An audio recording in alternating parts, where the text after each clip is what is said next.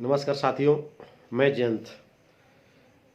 आज फिर मैं एक वीडियो के माध्यम से आप सभी के बीच में उपस्थित हूँ।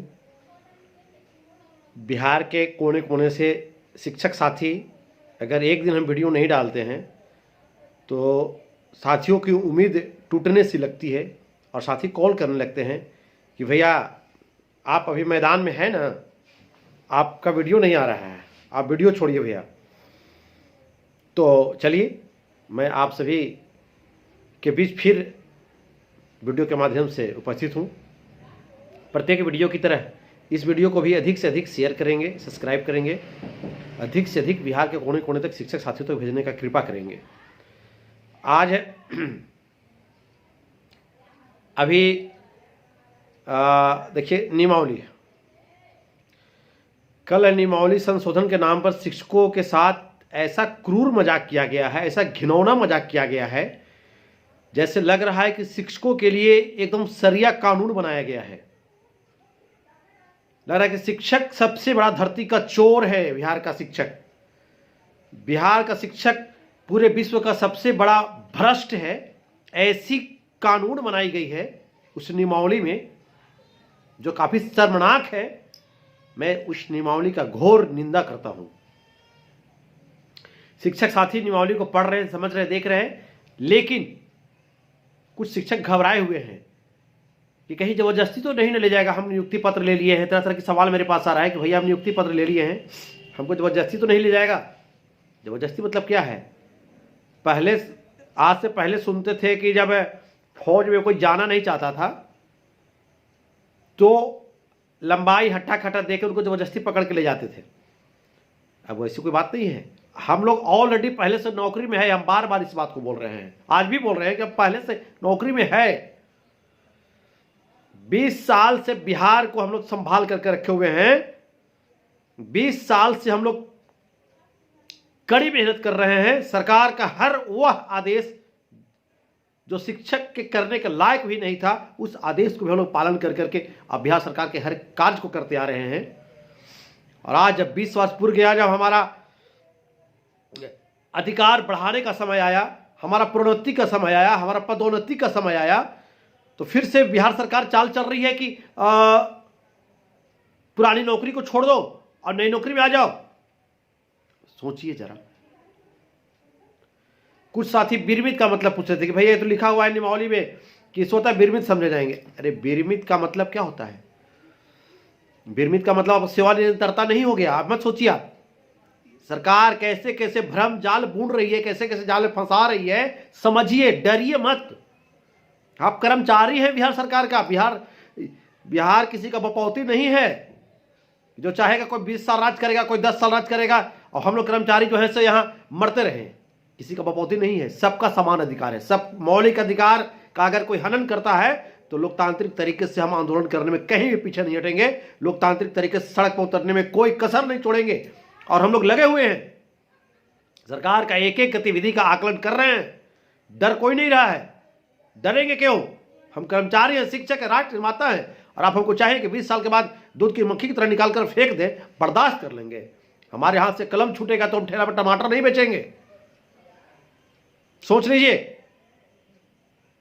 अब विरमित, तो विरमित शब्द बंधु, यदि आप उदाहरण स्वरूप आप कहीं जाते हैं परीक्षा ड्यूटी करने के लिए, ब्लॉक में काम करने के लिए जाते हैं और अन्य कार्यालय में आपको डिप्यूटेशन किया जाता है। जब वहां से आप निकलते हैं, आपका कार्य अवधि समाप्त होता है, आपको क्या किया जाता है? विरमित किया जाता है कि आप अपने विद्यालय में जाइए। तो विरमित का मतलब कि आप इस जगह को छोड़िए, दूसरे जगह पे जाइए। यही विरमित हुआ। इसको कुछ शिक्षक हमारे आज सवाल बहुत लोग किए, इसको देख रहे हैं कि सेवानिरंतरता से कहीं तो सरकार नहीं जोड़ रही है। ऐसा कुछ नहीं है। जो नियमावली पहले था वही नियमावली है और वही नियमावली पर सरकार विशिष्ट शिक्षक बनाने जा रही है। अगर साथी हमारे नहीं समझ रहे हैं अभी भी, तो उनकी भूल है। भूल नहीं, महाभूल है। पूरा भविष्य चौपट हो जाएगा, पूरा भविष्य बर्बाद हो जाएगा। मैंने शिक्षक के साथ इतना गंदा मजाक, सोचिए। आज यदि आप विशिष्ट शिक्षक में योगदान कर लेते हैं तो आपका पिछला सारा रिकॉर्ड समाप्त। कहीं सेवानिरंतरता का कोई लाभ नहीं मिलेगा। यदि सरकार को सेवानिरंतरता देना ही था, सारा कुछ फैसिलिटी देना ही था, तो हम 20 साल से ना काम कर रहे हैं, 20 साल से ना शिक्षक हैं हम। आप क्यों नहीं कैबिनेट में, जैसे आप निमौली में सरिया कानून बना रहे हैं, ऐसे सजा, ऐसे सजा, हंसने पर ऐसे सजा, ये करना पर विद्यालय में कस के खांसेंगे तो ऐसे सजा, तब तो कहने दीजिए कि विद्यालय में एक बार से 2 बार ज्यादा लघु संख्या करेंगे उस पर भी सजा मिलेगा शिक्षक को। क्या पेशाब करने काहे चले गए थे? तो ये सब कानून बन रहा है। एक अगर बहुत नीतीश कुमार जी और सिद्धार्थ जी अगर शिक्षकों का भला सोच रहे हैं तो क्यों नहीं भाई, आपको तो मंत्रिमंडल में बस ताली बजवाना था। जैसे आप अपना मंत्रिमंडल का वेतन बढ़ाना होता है ना, तो ताली मार कर लेते हैं, एक ताली बजवा देते। और जितने शिक्षक 2003 से लेकर के 2023 तक बहाल किए थे आपने, वह सब को मर्ज कर देते।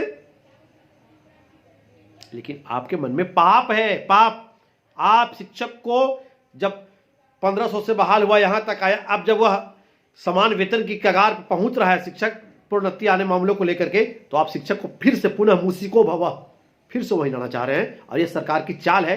आधे से अधिक शिक्षक समझ चुके हैं, जो आजीवन सक्षमता परीक्षा का बहिष्कार कर करके और नियोजित की लाइन में खड़े हैं। और हम लोग नियोजित रहेंगे और सब कुछ देना होगा सरकार को चरणबद्ध। जैसे जैसे लोग कोर्ट का सहारा ले रहे हैं, भभुआ कैसे लोग गए कोर्ट में, औरंगाबाद लोग कोर्ट में गए, उनको कोर्ट प्रोन्नति के लिए और स्नातक प्रोन्नति के लिए सब कुछ के लिए कोर्ट आदेश किया है। और सबको देना होगा, एक एक शिक्षक को आज 5 लाख 7 लाख 4 लाख एरियर मिलने का समय आ गया। सरकार को यही चीज तो खल रही है कि अरे बाप रे बाप, ये अब इन लोग को एक एक शिक्षक को 5-5 7-7 लाख एरियर देना पड़ेगा। स्नातक ग्रेड में जो हम जाएंगे तो हमको एरियर करीब 4 लाख बनेगा। जो हमारे टीईटी वाले शिक्षक थे बहाल 14 में 13 में, उनको प्रधानाध्यापक बनने का टाइम आ गया। हम लोग को जो 3-5 में बहाल थे, हम लोग को प्रधानाध्यापक बनने का टाइम आ गया। जो कालबद्ध प्रोन्नति भरा वर्षा है वो 10 वर्ष का हो गया है, अब उसमें 10 वर्षा मिलने का टाइम आ गया सबको। 10 वर्षा कभी पुड़ गया, उसमें एरिया देने का टाइम आ गया। तो मतलब राउंड फिगर में चलते हैं तो एक एक शिक्षक को कम से कम 6 से 7 लाख रुपया एरियर बन रहा है। इसलिए तो सरकार हटा रही है कि इनको एरियर देना पड़ेगा। इसको 27-28 होते होते इसका वेतन 75-80 हजार हो जाएगा, तो फिर सबको 25 हजार पला रही है। और शिक्षक समझ नहीं रहे, पता नहीं कौन डर सम आ गया है, 85 हजार में गुलाम बनकर आ गए हैं। समझिए, अभी किशनगंज का एक लेटर वायरल हो रहा था कि जो 90% अपार नहीं बने हैं विद्यालय द्वारा अपार, तो उस विद्यालय का अनुपस्थिति विवरणी रोक दिया जाएगा दिसंबर महीने का। अब बताइए तो, माननीय मुख्यमंत्री जी, अपर सचिव महोदय सिद्धार्थ सर, जरा ये शिक्षकों पर कौन सा जुल्म कर रहे हैं आप? हम लोग शिक्षक हैं, हम लोग को ट्रेनिंग नहीं दिया गया था कैफे में काम करने के लिए, ऑनलाइन सब काम कर, लेकिन मॉनिटरिंग करने के लिए हमको ये प्रशिक्षण नहीं है। हमारा काम है ब्लैक बोर्ड पर पढ़ाना, बच्चों की गुणवत्तापूर्ण शिक्षा देना। आपका अपार और कपार जितना आइडिया लाके दिए हैं आप, शिक्षक का अपार के नाम पे शिक्षक का कपार का सर दर्द बढ़ गया है। जितना काम है सब ऑनलाइन, ये इस शिक्षा पर ये करो वो करो। क्या है 5 मिनट का ट्रेनिंग आपका बीआरपी के माध्यम से खाली दिलवाते हैं पेपर पर, कैसे से कर कैसे ये बटन दबाइए हो गया। ये शिक्षक करेगा क्या? शिक्षक को दे रहे इसके एवज में आप? यदि अपार के नाम पर एक भी शिक्षक का बिहार में वेतन रुका तो ये हमारे आंदोलन का सबसे बड़ा हिंसा होगा। और हम लोग शिक्षक हैं, सिर्फ पढ़ाएंगे। शिक्षक, सारे शिक्षक शपथ ले कि हम लोग विद्यालय में टाइम से जाएंगे, पढ़ाएंगे, बच्चों को पढ़ाएंगे, गुणवत्तापूर्ण शिक्षा में कोई कमी नहीं करेंगे। हम राष्ट्र निर्माता हैं, अपने कर्तव्य का निर्वहन करेंगे, लेकिन सरकार का कोई जुल्म नहीं सहेंगे, सरकार का कोई अन्य काम नहीं करेंगे। आज जितना काम करना शिक्षक को लगा दो। इनको एनआईसी में चाहिए तो मास्टर जाएंगे, ब्लॉक में चाहिए तो मास्टर जाएंगे, चुनाव कराना है मास्टर जाएंगे, गिनती करवाना है मास्टर जाएंगे, लेटरिंग बनवाना है मास्टर जाएंगे, बीएलओ का काम करना है मास्टर जाएंगे, अपार बनवाना है मास्टर। अपार जरा बनवा के देखिए ना कैफे में, शिक्षा विभाग का एक मोटी रकम खर्च होता वहां पे, सो शिक्षक से फ्री में करवाया जा रहा है। इसलिए तमाम शिक्षक, आप जितने भी नियोजित रहने का शपथ ले चुके हैं, हम लोग नियोजित थे, नियोजित रहेंगे। आज भी हम बोल रहे हैं, यह जो नियमावली फिर से आया है गुमराह करने वाला, कोई गुमराह नहीं हूं।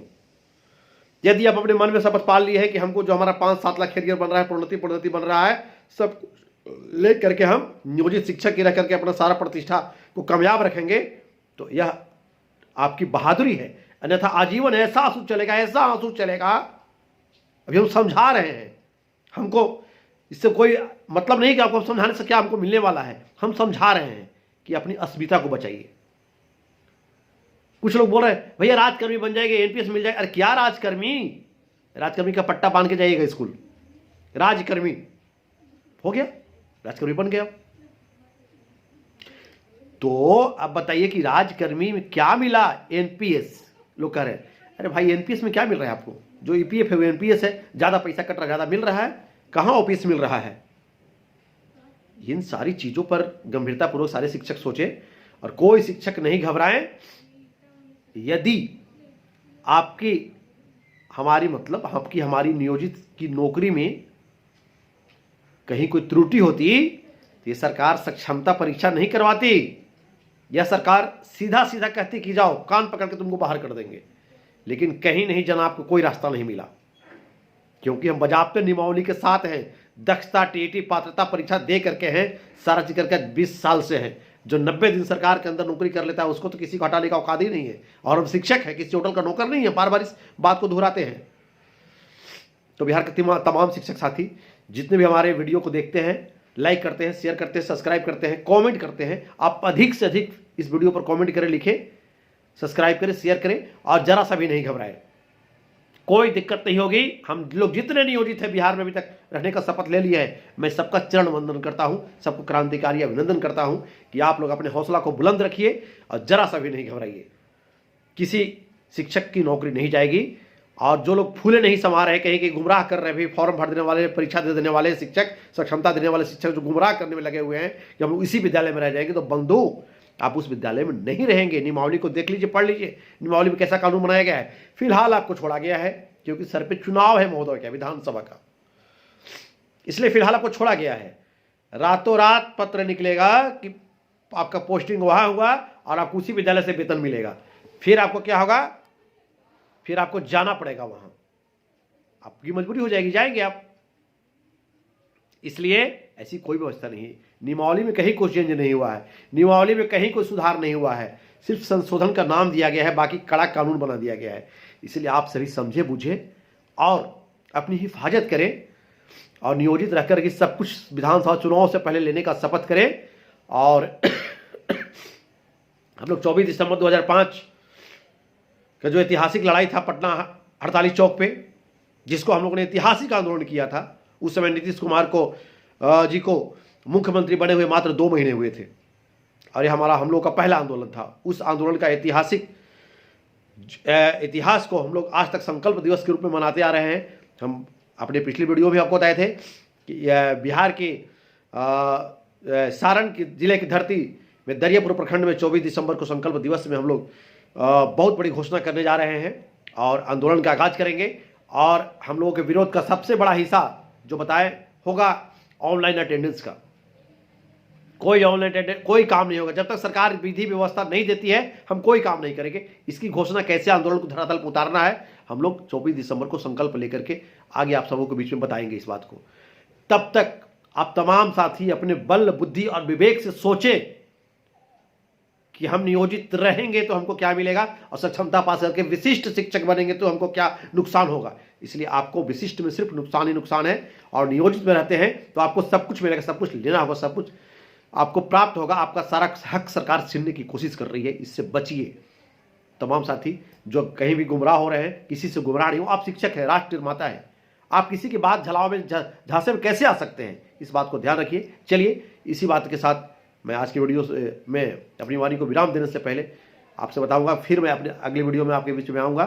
तब तक के लिए आप तमाम साथी आशा और विश्वास के साथ मैं पूरी उम्मीद करता हूं कि इस वीडियो को भी एक एक साथी तक भेजने का काम करें, एक एक साथी को बताने का काम करें, जागृत करने का काम करें और अपने अंदर की हिम्मत और साहस को बरकरार रखें। जय हिंद, जय शिक्षक, जय भारत।